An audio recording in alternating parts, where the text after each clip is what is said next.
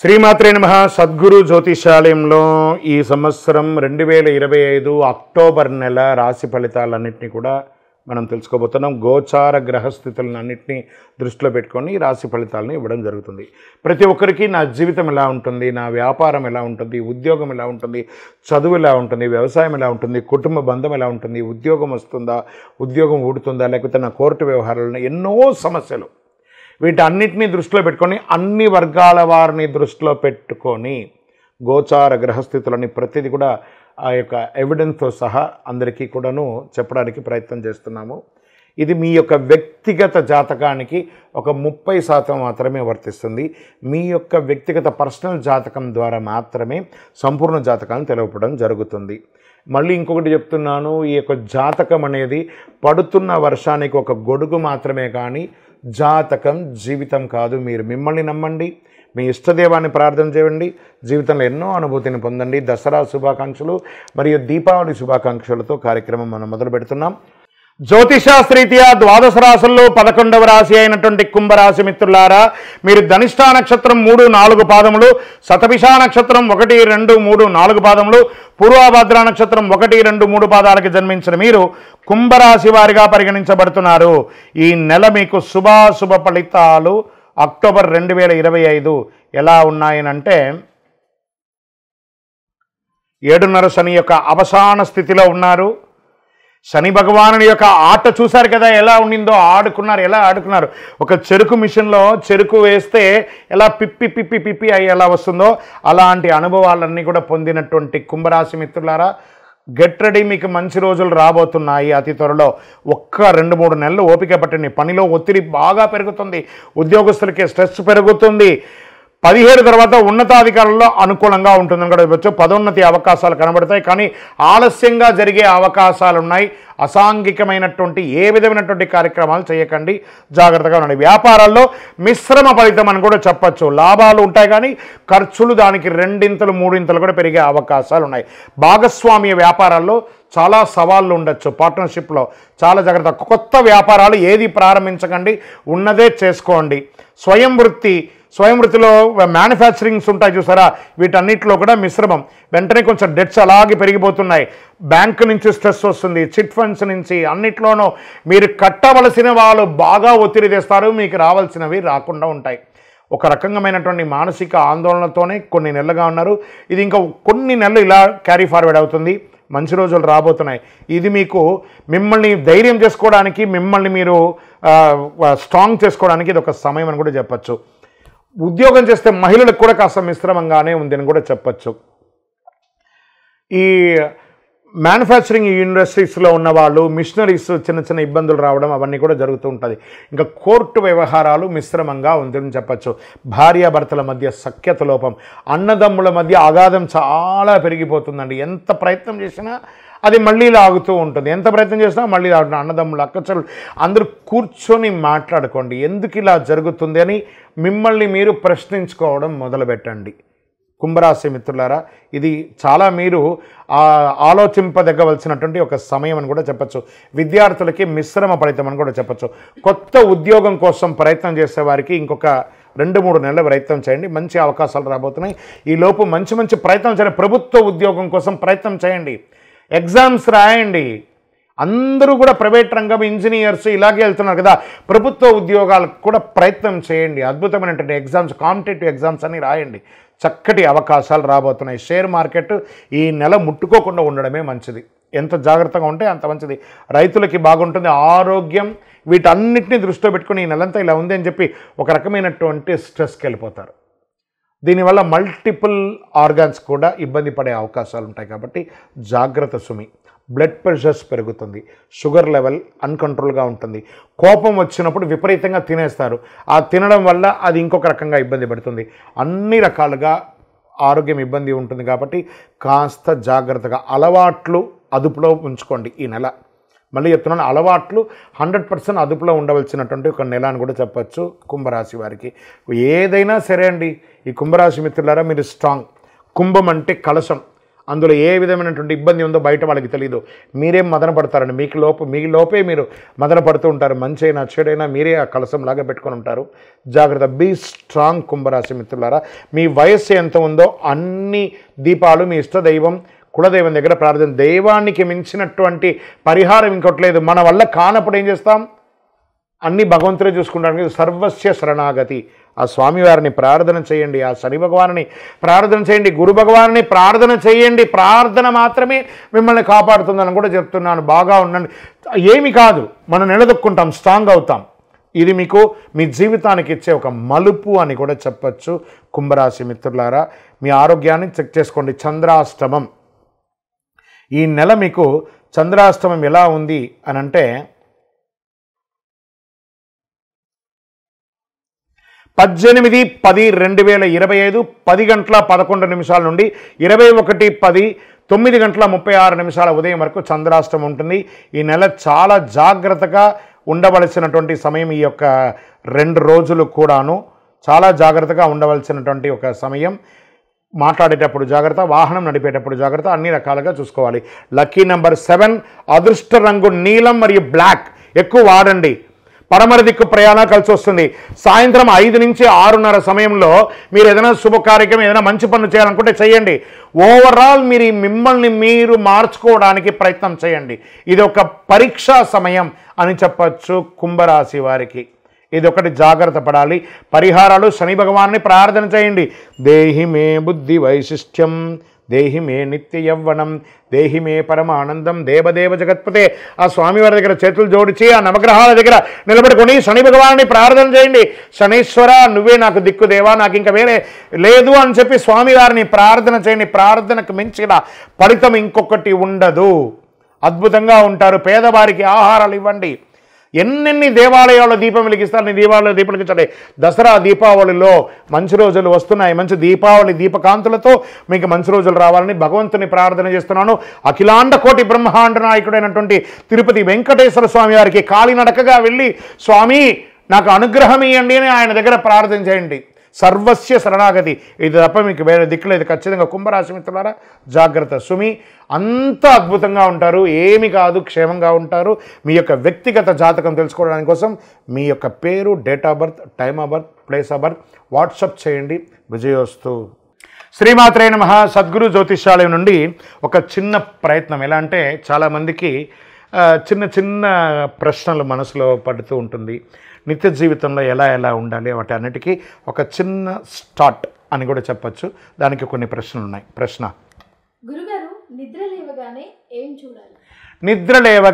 ఏం చూడాలి? చక్కగా అరిచేతిని ఇలా పెట్టేసుకొని రాకి గట్టిగా ఇలా అనడంతో కొంచెం నరాలన్నీ యాక్టివేట్ అవుతున్నాయి. చేతిని చూడండి, కరాగ్డే వస్తే లక్ష్మిని చెప్పుకోండి. మంత్రం చూడండి, అద్దాన్ని చూడండి, మీ శ్రీమతిని చూడండి, మీ పిల్లల్ని చూడండి. ఏది చూసినా మంచిదే. చూడకుండా అయితే ఉండలేం కదా. ఏది చూడలేదు, మన ఎదురుకుండా గోడ కనబడుతుంది. ఆ గోడను చూసేపడిని ఇవన్నీ కూడా చూడండి కదా. న్యాచురల్గా ఆలోచిద్దాం. నిద్ర లేవగానే ఇది చూస్తే అవుతుందా, ఇది చూస్తే చెరుగు అవుతుందా అని ఏమీ లేదు. ఇష్టం వచ్చింది చూడండి, కానీ మంచి చూడండి. విజయోస్తు. నెక్స్ట్: ఉప్పుని దొంగలించకూడదు ఎందుకు? మరియు ఉప్పుని చేతిలో ఇవ్వకూడదు ఎందుకు? ఉప్పుని ఏ రోజుల్లో కొనాలి? ఇవన్నీ కూడా ఒక లెక్క ఉందండి. ఉప్పుని దొంగలించడం అంటే దరిద్రాన్ని దొంగలించినట్టే. సామాన్యంగా చాలా చీపెస్ట్ ఐటమ్ ఏదైనా ఉందంటే లైఫ్లో అది ఉప్పే. ఎవరు దొంగలించేది చాలా తక్కువ శాతం అని చెప్పచ్చు. ఉప్పుని చేతిలో ఇవ్వకూడదట. ఆ బంధం అనేది తెగిపోతుందట. ఉప్పులాగా బా డోరంతా కష్టమైపోయిందే అని చెప్పి ఆ ఫీలింగ్ ఉంటుంది చూసారు. ఉప్పుని చేతికి ఇవ్వకూడదు. శుక్రవారం ఉప్పును కొనండి. అమావాస్య రోజు ఉప్పును కొనండి. ఉప్పు ఒక మంచి పిడికెడు ఉప్పు తీసుకొని దేవుడి ఇంట్లో అలా కింద పెట్టి ఉత్తర దిక్కులో ఒక దీపం వెలిగించి చూడండి. దరిద్రం అనేది పోతుంది. విజయోస్తు. నెక్స్ట్: గురుగారు, అదృష్టం పట్టే ముందు కనిపించే సంకేతాలు? అదృష్టం పట్టే ముందు నాకు కనిపించే సంకేతాలు ఏమైనా అంటే ప్రాతకాలంలో నిద్ర లేవాలని ఒక భావన వస్తుంది. ఫస్ట్ మనం దానికి చాలా దూరం అయిపోయాం కదా. ఈ ఫోన్ ద్వారా ఎప్పుడు పడుకుంటామో ఎప్పుడు లేస్తామో తెలీదు.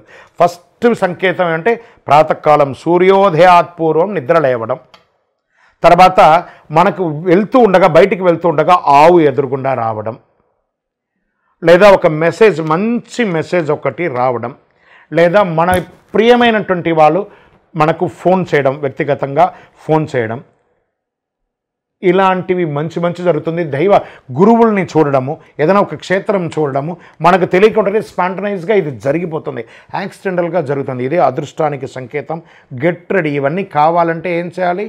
ప్రాతకాలంలో నిద్రలేవండి. అన్నీ అదృష్టమే.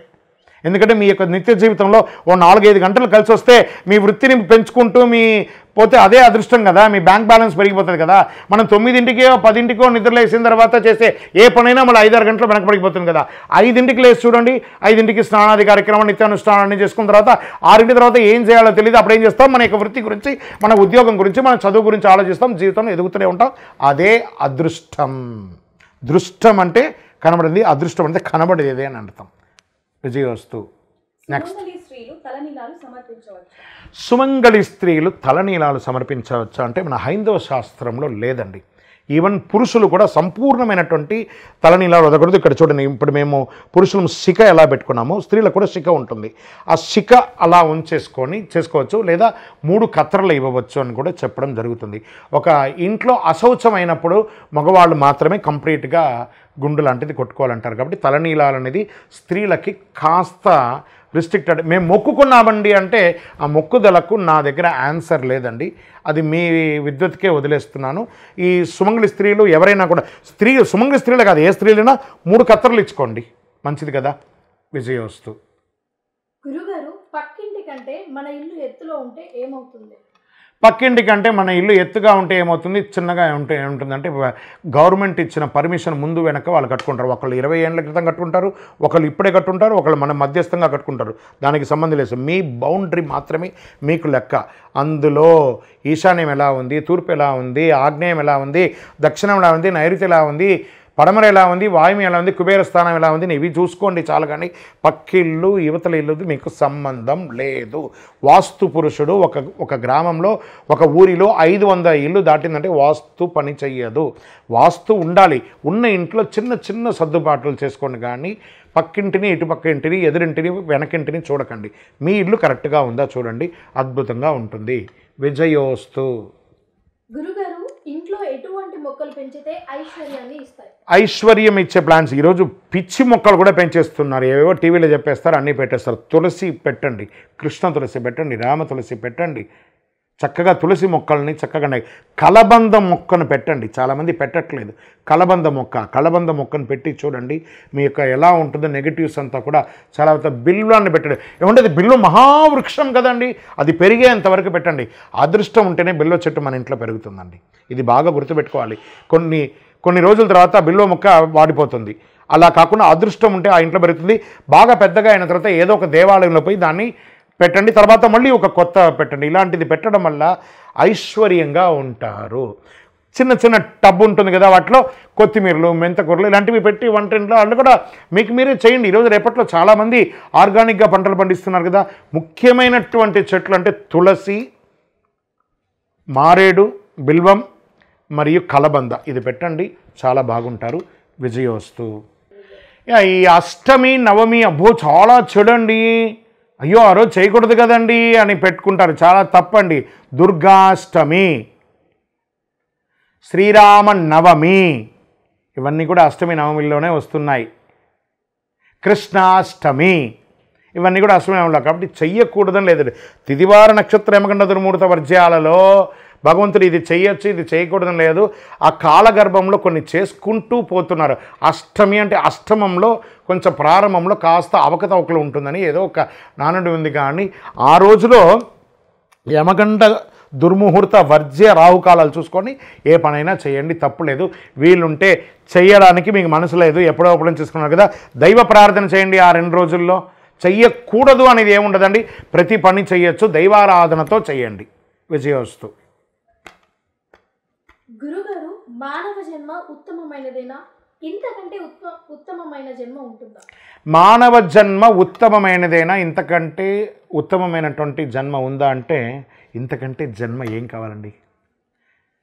మనమందరం ఈరోజు ఈ మీడియా ద్వారా మనం చూస్తున్నాం, ఒకళ్ళని చూస్తున్నాం. ఇంతకంటే ఇంకేం కావాలి? ఈ జన్మ భగవంతుడు మనకు రాసి ఇచ్చేశాడు. పుట్టుకతో ఇలా రాసి పంపించేశాడు. నువ్వు వెళ్ళరా బాబు, ఈ జీవితాన్ని చూసుకో అని చెప్పి. ఎంత వీలు ఉంటే అంతమందిని మనం మంచి చూస్తాం. పరోపకారార్థే ఇదం శరీరం అని చెప్పి భగవంతుడు పంపించేశారు. పరోపకారార్థం చెప్తాం, ఇతరులకి పరోపకారం చేస్తాం. మనకు అన్ని జీవులకి 5 తెలివే ఉంది, మనకు 6వ తెలివిని ఒకటి ఇచ్చాడు. మనము దేవాలయాలకి వెళ్తాం, ఆ దేవాలయ విగ్రహాన్ని సృష్టించిన వాడు మానవుడే, సైంటిస్ట్ మానవుడే, డాక్టర్ మానవుడే, రైతు మానవుడే. ఇవన్నీ చేసేవన్నీ ఇతరులని సృష్టించేది కూడా ఎక్కువ శాతంలో మానవులే ఉన్నారు. కాబట్టి ఇంతకంటే జన్మ ఆ అఖిలాండ కోటి బ్రహ్మాండ నాయకుడిని స్తుతించే నోరు, భగవంతుడా నిన్ను స్తుతించే నోరు ఇచ్చావు, భాగ్యం. నిన్ను చూసే దర్శన భాగ్యాన్ని ఇచ్చావు, కళ్ళు, భాగ్యం. ఈ యొక్క శరీరాన్ని ఇచ్చావు, ఆరోగ్యాన్ని, భాగ్యం. ఇవన్నీ చెప్పదగిన, కృతజ్ఞత చెప్పగలిగిన ఏకైక జీవి ప్రపంచంలో ఎవరన్నా ఉన్నారంటే అది మానవ జన్మే. ఈ మానవ జన్మ అంత గొప్ప జన్మ. ఇంతకంటే గొప్ప జన్మ ఉందని నాకు తెలియదు, మీకు తెలియదు, అది ఎవరు చూసి ఉండలేదు. మనం ఇప్పుడు ఉన్నాం, మనం దీన్ని అనుభవిస్తున్నాం, అద్భుతంగా ఉన్నాం. ఉన్నన్ని రోజులు నవ్వుతూ స్నేహభావంతో ఉంటాం. విజయోస్తు. గురుగారు, నిత్య పూజ ఏ విధంగా చేయాలి? నిత్య పూజ, నిత్య కర్మానుష్ఠానం ఏ విధంగా చేయాలంటే చక్కగా తలస్నానం చేయాలి. అది స్త్రీ పురుషులు ఎవరైనా, ఏమండి మాకు చుండ్రు వస్తుంది, మాకు తల ఎంట్రుకలు రాలిపోతుంది, అవన్నీ లేదు. తలస్నానం చేయాలి. చక్కగా తలస్నానం చేసి ఇంటి గడపంతా కూడాను కడిగి పసుపుతో రంగు. ఇది స్త్రీ పురుషులు ఇరువురు కూడా వర్తిస్తుందండి. ఏమండి మేము గడప కడగాలని మళ్ళీ వ్యంగ్యంగా అడగండి. మీ ఇంట్లో ఆడవాళ్ళు ఎవరైనా ఒకళ్ళు చేస్తారు, మగవాళ్ళందరూ కూడాను దేవాలయంలో ఇంటికి ఒక దేవుడి రూమ్ ఉంటుంది కదా, స్త్రీలంతా కూడా ఆ దేవాలయం అంతా కూడా శుభ్రం చేసి పెట్టడం, మగవాళ్ళందరూ పూజాది కార్యక్రమాలంతా చేయడం, స్త్రీలు ప్రసాదాలంతా కూడా చేసుకొని నిత్య కర్మానుష్ఠానం. దాంట్లో మంత్రంలోనే ఏం చెప్పబడింది? నిత్య కర్మానుష్ఠానం యోగ్యతా సిద్ధ్యర్థం అని చెప్పి వేదంలో చెప్పబడింది. మీ యొక్క నిత్య కర్మానుష్ఠానాలు అన్నీ చేయాలంటే, వృత్తి ఏదైనా చేయాలంటే దైవ ప్రార్థన చేయాలి అంటారు. ఆ దైవ ప్రార్థన చేసే చోట కొంతమంది ధూపదీప నైవేద్య అభిషేక ఆరాధనలతో చేస్తారు, కొంతమంది నమస్కారంతో చేస్తారు, కనీసం దీపమైనా వెలిగించి చేస్తారు, లేదా నమస్కారం. ఇవన్నిటికంటే కూడా ఏం కావాలి? సర్వస్య శరణాగతి. ఈ రకంగా నిత్య పూజ చేసుకోవచ్చు. నిత్య పూజలో ఇంకొకటి ఉందండి. ఇప్పుడు మనకు ఫోన్ ఉంది. ఈ ఫోన్ మనం ఒకళ్ళు మాట్లాడుతున్నాము అని అన్నారనుకోండి, ఈ మాట్లాడేటప్పుడు ఏదో ఒక శాటిలైట్ ద్వారా కనెక్ట్ అయింది కదా. మీరు నాకు కాల్ చేసినా, నేను మీకు కాల్ చేసినా, కానీ భగవంతుడితో కనెక్ట్ అవ్వండి. ఫస్ట్ లౌకికమైనటువంటి వస్తువులతో తృప్తిపడడు భగవంతుడు. ఇలా కళ్ళు మూసుకొని ఉండగా స్వామివారి యొక్క దివ్యమంగళ తేజోమయమైనటువంటి రూపం కనబడేటప్పుడు ఆ భగవంతుడితో వన్ విత్ గాడ్ అలా కనెక్ట్ అయినప్పుడే ఆ నిత్య పూజ యొక్క ఫలితం. ఒక్క క్షణం కళ్ళు మూసుకొని ప్రార్థన చేస్తే ఆ స్వామివారు కనబడితే చాలండి, అదే నిత్య పూజ. విజయోస్తు.